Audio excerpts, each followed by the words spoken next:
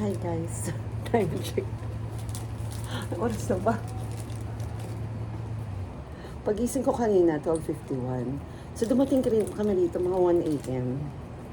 And since wala kaming ka-idea, walang nakabuka and stuff. Basta alam namin pupunta kami ng Sorsogon.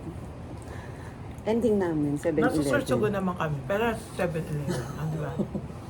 Mag Wala, 7-Eleven walang sa Sorsogon. 7-Eleven dito. Ay, doon sa Manila. Siya rin. So, sayang yung 700 namin sa booking. Kasi ang layo pa pala. 1,000 kami kinukubra. 750, 760. 760.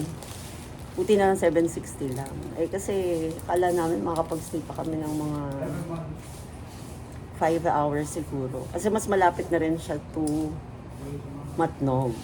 So yun, in between na. Yan lang ang layo. So very wrong. So just enjoy the day. I-give up na ang 350 per head.